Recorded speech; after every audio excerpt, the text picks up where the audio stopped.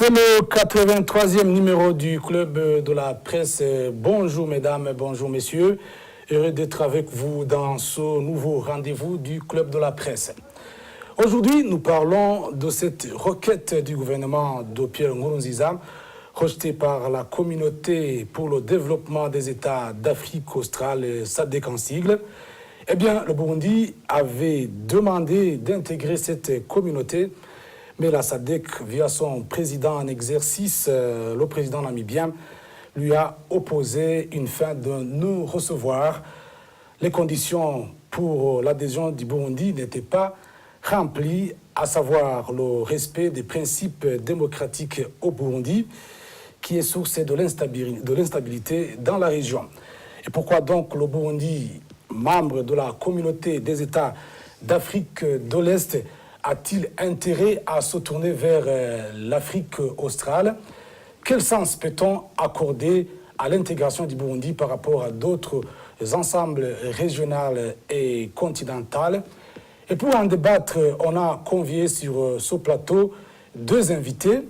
Chanel Girumugisha, économiste. Bonjour Chanel. Bonjour Patrick. Merci d'être avec nous.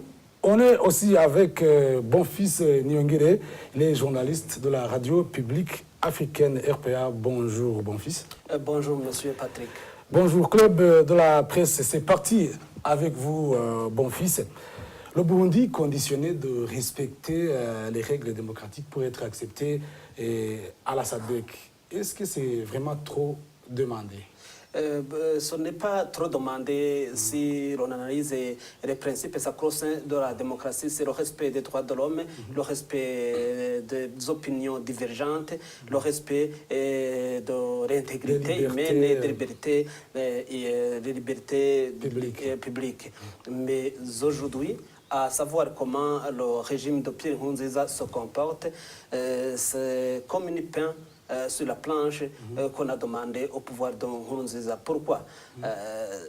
Parce que, à savoir son attitude et l'attitude de son gouvernement, à savoir sa démarche vers une monarchie, à partir de l'oligarchie vers une monarchie, c'est donc difficile, voire même impossible, d'adorer les demandes de la SADC pour être intégré dans cette communauté de l'intégration sous-régionale.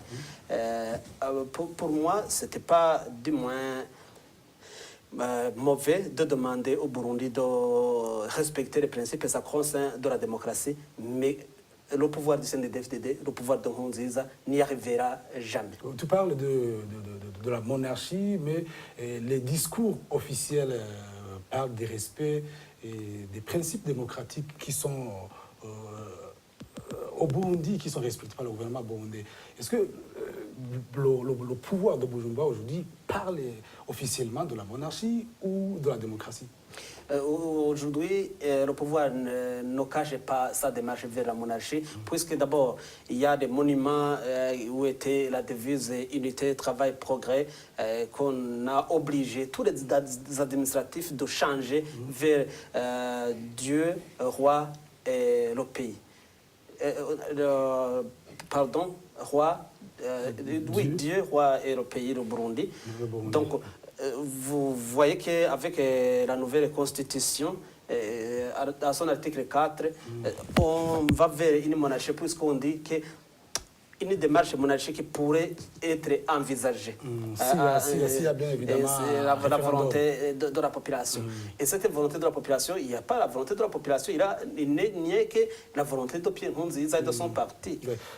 Effectivement, le président namibien, qui assure la présidence tournante de la SADC, a évoqué le troisième mandat de Pierre Nkurunziza, qui est à source de l'instabilité, de l'insécurité. Mais il y a le ministre des Relations, de la Coopération, qui est l'envoyé de Pierre Nkurunziza, qui s'est exprimé par rapport à ça en disant que le troisième mandat de Pierre Nkurunziza respecte la constitution burundaise.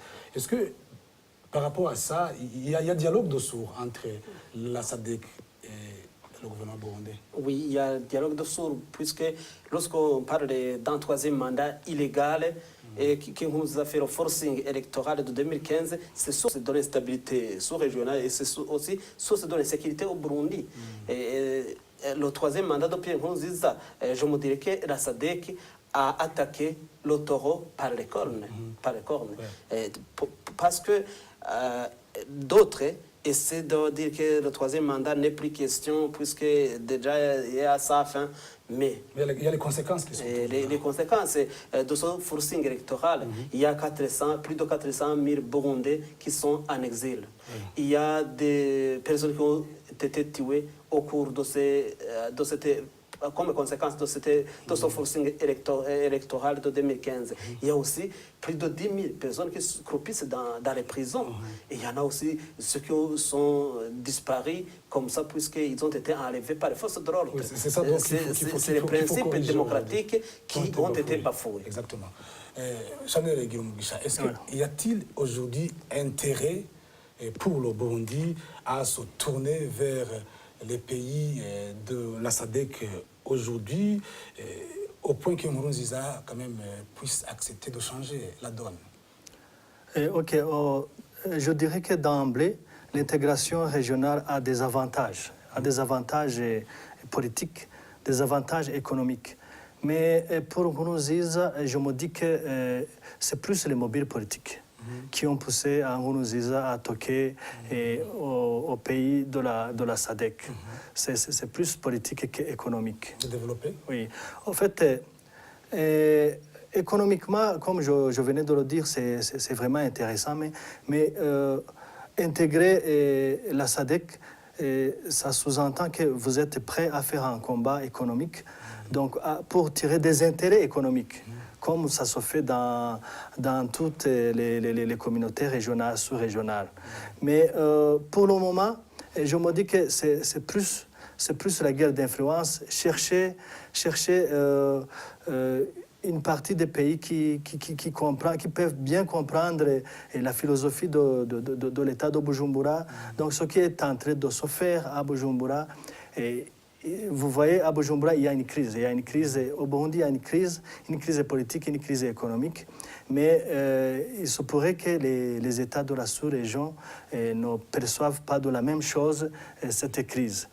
Il y a le pouvoir de Bujumbura qui cherche des alliances, qui cherchent des pays qui comprendraient mieux la position de Bujumbura. Oui, exactement. Ouais. Et donc, si effectivement, ce sont des mobiles politiques qui sont derrière cette attitude de Bujumbura de se tourner vers la SADC, et que la SADC lui a opposé une fin de recevoir en disant « Eh bien, conformez-vous aux règles démocratiques », comme je le demandais, ça veut dire que, finalement, c'est vraiment trop demandé à Nkurunziza de se conformer aux principes démocratiques. Normalement, c'est pas trop demandé parce que c'est évident.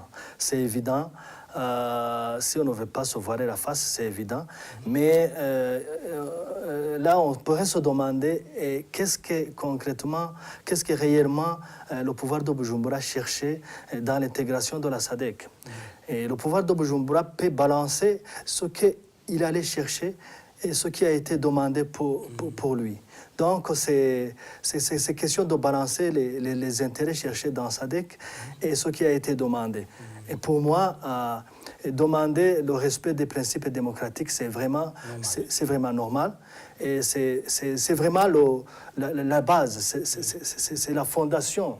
Parce que le respect des principes démocratiques, ça engendre une bonne gouvernance et partant, c'est le développement économique. Donc, c'est tout un cercle vicieux. Et donc, croyez-vous que le Burundi, Pierre Nkurunziza avait tourné le dos, effectivement, à l'EAC? Et à l'EAC, pas directement, je ne le croirais pas directement, mais vu comment le pays est considéré dans l'EAC, c'est qu'il y a des pays de l'EAC qui ne comprennent pas la position du Burundi, qui ne digèrent pas le comportement. Et surtout que l'EAC lui a forcé d'entrer dans le processus de dialogue, et le dialogue qui n'a pas abouti, bien évidemment, mais l'EAC avait quand même tapé sur la table pour dire, eh bien, conformez-vous, allez dans le processus de dialogue. Voilà, voilà. En fait, si on analyse le comportement du Burundi dans l'EAC, et comment les pays de l'EAC se sont positionnés sur la question de la crise burundaise, ça se voit bien que ça peut être une démarche, comme vous venez de le dire, de tourner le dos et de chercher une autre partie des pays qui pourrait mieux comprendre, qui pourrait soutenir le Burundi dans ce qui est en train de se faire au pays. Effectivement. Dans les pays de la SADC, il y a la Tanzanie qui n'a pas répondu favorablement à la demande de Pierre Nkurunziza. Le président Magufuli s'est exprimé à la République, il était en République de la Tchécoslovaquie. Il a dit que le Burundi ne s'est pas conformé effectivement aux exigences de la SADC. Est-ce qu'on peut dire que Magufuli, quand même, ne comprend plus aujourd'hui la démarche de Pierre Nkurunziza? Dire que le président Magufuli ne comprend pas la démarche de Nkurunziza, sûrement qu'il ne comprend pas, mais je me dis qu'il soutient. Il soutient, mais il peut ne pas comprendre. Mais il soutient quand même. Parce que si on analyse les relations entre la Tanzanie et le Burundi, surtout le Burundi sous le pouvoir du CNDD-FDD, sont des relations qui datent de longue haleine, depuis le maquis. Donc il y a des relations qui ne peuvent pas se disloquer facilement. Et donc je me dis qu'il a dit ça juste pour avoir le même langage avec ses compatriotes de la SADC et non pas parce qu'il comprend, mais juste pour avoir le même langage, avoir la même position. La même position. Sinon, ce qui se fait sous la table, c'est autre chose. La carte qui se fait sous la table, c'est autre chose parce que tu vois même la position que le gouvernement tanzanien affiche sur les réfugiés burundais, c'est autre chose. Donc, c'est deux langages différents. Effectivement, le message de Magufuli, John Paul Magufuli, le président tanzanien, peut aujourd'hui soulager les réfugiés burundais qui sont sur place en Tanzanie et que finalement, ils peuvent changer le comportement de faire rapatrier les Burundais de force, tenant compte de la nouvelle position du président tanzanien qui reconnaît finalement que le Burundi ne respecte pas les règles démocratiques. Du moins, ça devrait être ainsi, mais à savoir ce qui se joue sur la table dans les coulisses, c'est parce que Magufuli lui-même serait burundais ou aurait des ancêtres burundais puisqu'il parle aisément le Kirundi. C'est la partie du Burundi qui a été amputée du Burundi par rapport à la colonisation allemande lorsqu'ils ont fixé les frontières sur les barrières naturelles comme des cours d'eau ou des lacs ou ainsi de suite. Avec la convention oui, et aussi avec la convention qui a retiré du Burundi à partir du Bougoufi. Mais également, il faut savoir, est-ce que Magufuli est convaincu que Bujumbura ne respecte pas les principes sacro-saints de la démocratie? Oui, mais est-ce que Magufuli est convaincu qu'il y a de l'insécurité au Burundi? Oui, il est convaincu, mais il soutient le minimum syndical de son ami, de son frère Nkurunziza, pour qu'il ne soit pas vu comme ridicule devant la communauté internationale. Magufuli ne veut pas il n'a pas voulu trahir la SADC, mais il a le minimum syndical chez son ami Nkurunziza. Il a voulu ne pas trahir la SADC. Je me demandais si les réfugiés aujourd'hui peuvent se réjouir de ce message du ça devrait être ainsi, mais curieusement, ce qui se fait sur le terrain, c'est le contraire. C'est donc une situation un peu absurde par rapport à... Il y a le discours de Magufuli qui reconnaît l'instabilité du Burundi dans la République tchèque, mais qui a été relayé par les réseaux sociaux parce que aujourd'hui le monde est devenu un village planétaire. Mais Magufuli n'aurait pas prononcé ainsi s'il était en Tanzanie devant les réfugiés burundais. Ça veut dire que le président tanzanien ne rejoint pas l'acte à la parole. Il ne rejoint pas l'acte à la parole chez les réfugiés burundais, puisque lui, en présence des réfugiés, en présence des autorités burundaises, il parle d'une situation calme et non alarmante. Club de la presse, je rappelle que l'émission est le 23e numéro. Nous parlons donc intégration du Burundi dans l'ensemble régional et même continental. Nous sommes avec deux invités. Chanel Girumugisha, il est économiste, et Bonfils Niongere, journaliste. Chanel Girumugisha, le refus donc d'intégrer la communauté des États d'Afrique australe, la SADC, isole davantage le Burundi du reste du monde. C'est votre point de vue? Oui, bien sûr que ça isole davantage le pays parce que, vous voyez, et le Burundi est dans plusieurs organisations sous-régionales. Le Burundi est dans l'EAC, le Burundi est dans CAC, mais dans la réalité, je me dis qu'il ne tire pas grand-chose parce que vis-à-vis de son comportement. Le Burundi, pour aujourd'hui, le Burundi, c'est un pays qui est insolvable. Si vous êtes insolvable, si vous ne vous acquittez pas des contributions comme c'est réglementé, c'est-à-dire que vous n'y tirez pas grand-chose, il n'y a pas d'intérêt. Mais avec la SADC, comme ça serait son première entrée dans la SADC, le Burundi pourrait tirer des avantages des premières impressions. Donc le Burundi n'a pas de dette dans sa SADC s'il venait d'entrer. Donc peut-être qu'il pourrait y tirer quelques intérêts économiques. Mais pour le moment, vous voyez, sa demande vient d'être rejetée. Et sûrement que le Burundi se voit seul dans son coin pour le moment. Oui, il y a des anciens amis du Burundi au niveau de la SADC, mais qui aujourd'hui ne gardent pas cette amitié de longue date avec la rébellion du CNDD-FDD qui avait été soutenue au départ par certains pays de la SADC. Il y avait l'Angola, il y avait le Zimbabwe, qui ont manifesté à une volonté de soutenir la rébellion du CNDD-FDD. Mais pourquoi aujourd'hui ces pays ne veulent plus garder cette amitié? Bon, sûrement que ce temps-là, ces pays trouvaient une cause fondée.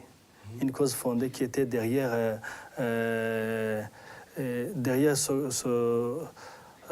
cette rébellion du CNDD-FDD.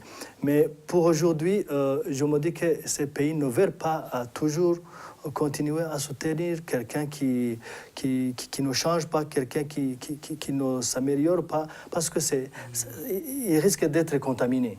Ces pays risquent d'être contaminés. Parce que vous voyez, pour le moment, les pays de la SADC, il y a de bons exemples qui ont un développement qui est plus avancé. On peut parler de l'Angola. On peut parler de l'Angola, on peut parler de l'Afrique du Sud. Il y a beaucoup qui atteignent 2 chiffres du taux de croissance. Il y a des pays qui ont pris de 1000 dans le PIB, $1000 de PIB par habitant, alors que le Burundi croupisse encore autour de 300. Donc c'est vraiment, il y a de bons exemples sur lesquels le Burundi pouvait se référer. Mais vous voyez, avec le comportement que le gouvernement burundais affiche actuellement, il est difficile de tirer notre pays dans l'état actuel. Ouais. Ouais. Aujourd'hui, avec les anciennes amitiés avec le CNDD-FDD, il y a la Tanzanie aujourd'hui qui a préféré parler le même langage que les pays de la SADC au lieu de parrainer plutôt le Burundi en tant qu'un pays ami de la Tanzanie. Est-ce que croyez-vous que la Tanzanie aujourd'hui rejette le Burundi aujourd'hui? Non, ce n'est pas le rejet du Burundi par la Tanzanie, mais plutôt c'est de la solidarité de la Tanzanie par rapport aux autres pays de la communauté pour le développement de l'Afrique australe. Mais pour moi, le Burundi, qui cherche à tirer profit de la SADC, c'est chercher donc des mobiles d'influence sous-régionale ou de l'intégration sous-régionale. Mais croyez toujours que autre temps, autre mœurs. Lorsque le sein de DFDD était encore au maquis, peut-être des idées qu'il combattait ou le pouvoir qu'il combattait était un peu non démocratique par rapport aux idéaux de la démocratie ou par rapport à la lecture des pays de la SADC d'alors. Mais aujourd'hui, lorsque le sein de DFDD est arrivé au pouvoir, avec la situation actuelle, nous sommes donc tournés plus ou moins en arrière. Même le moment de la guerre, le Burundi n'était pas comme aujourd'hui. Donc le pouvoir du CNDD a dénaturé le développement du Burundi. Et donc on est parti en arrière jusqu'à au moins 30 ans avant l'avènement du CNDD. On s'achemine vers la fin de cette émission. Est-ce qu'au regard effectivement de cet isolement du Burundi par rapport aux ensembles régionaux, continentaux et même mondial, croyez-vous que le pouvoir de Bujumbura aujourd'hui va au moins essayer de respecter les exigences de la SADC et d'autres pays pour quand même assainir le terrain? Et je me dis que pour le moment, ça dépend de ce que le Burundi cherchait dans cette intégration. Et ce qui a été demandé n'est pas chose difficile. C'est même intéressant pour le pays. Mais il faut voir ce que le Burundi cherchait là-bas. Donc, pour dire que le Burundi va balancer, je me dis que le Burundi va balancer et voir si il est obligé de se conformer à ce qui est demandé pour finalement intégrer l'organisation, ou voir si le Burundi va abandonner catégoriquement. Donc, ça dépend de ce que le pays cherchait là-dedans. Effectivement, si oui. Le Burundi s'est tourné vers la SADC, a fait cette requête-là de ce côté-là, ça veut dire qu'il voulait éviter de s'isoler davantage. Et finalement, est-ce que si il ne veut pas s'isoler, ça veut dire qu'il peut aujourd'hui accepter de changer pour ne pas s'isoler, ou finalement, qu'est-ce qu'il faut retenir? Moi, ce que je conseillerais, c'est plutôt d'adhérer à ces principes. Parce que si vous voyez, si on ne se voit pas la face, et ce qui a été demandé, je me dis que c'était basé sur des indicateurs qui sont visibles. Parce que cette décision a été prise à l'issue de la visite sur le terrain d'une commission qui a été mise sur place pour ça. Donc, sûrement que cette commission a fourni des indicateurs qui sont tangibles et pour arriver à demander au Burundi de se conformer aux principes démocratiques. Donc, moi aussi, j'épouse la même position parce que c'est ce qui manque pour le Burundi, c'est la base. C'est la base parce que si le Burundi assainit la démocratie, c'est-à-dire qu'il y aura la bonne gouvernance qui va suivre et après, il y aura le développement économique qui va suivre. Donc, pour le Burundi, c'est vraiment l'idéal. C'est ce qui est nécessaire.